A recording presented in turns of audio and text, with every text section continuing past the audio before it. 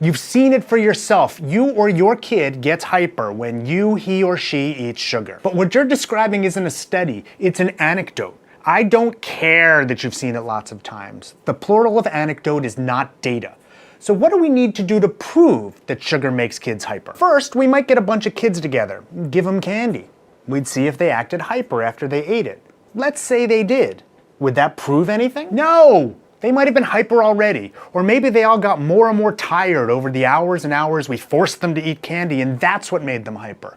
You can't tell if it was the sugar or if it was something else unrelated to that led to their hyper behavior. So another thing we could do is take a different set of kids and not give them candy. Then we could compare their behavior to the kids who got candy. And as long as we kept everything else the same, like the time of day, we can be more sure that it's the candy that had an effect. The kids that didn't get the candy comprise what's called a control group, and this study design would be a controlled trial. But there's another potential problem. Maybe the kids in the first group were all boys. Maybe the second group was all girls. And that might mean that the differences we see might not be because of the candy, but because girls are made of sugar and spice and boys are made of snails and puppy dogs' tails. To overcome this type of bias, we can't let the parents make the decision of which kids go in each group. We have to make it random. If we take all the kids and randomly assign them to candy or no candy, then we can be even more sure that whatever effect we saw was because of the sugar. This is a randomized controlled trial. It's still not perfect though.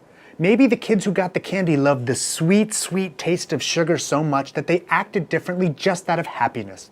Maybe the kids who got no candy were so pissed that they just sat and sulked. Then the difference wouldn't be because of the sugar, it would just be because of the taste. Or maybe the parents who saw their kids get sugar just believed that their kids were more hyper. They may want to prove me wrong so badly that they convinced themselves that they saw hyperactivity even when it wasn't there. To overcome these biases, we have to prevent the kids, who are the subjects, from knowing whether they are in the sugar or no sugar group.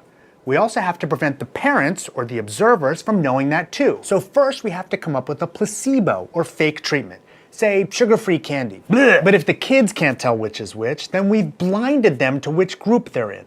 If the observers also don't know which group the kids are in, this would be a double-blinded, randomized, placebo-controlled trial. That's a mouthful, but it's pretty much the most robust study design